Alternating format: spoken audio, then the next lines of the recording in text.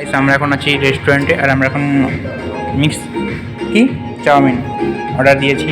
আসতে লেট হচ্ছে আর এই যে ট্রাইপড নিয়ে এক্সপেরিমেন্ট চলছে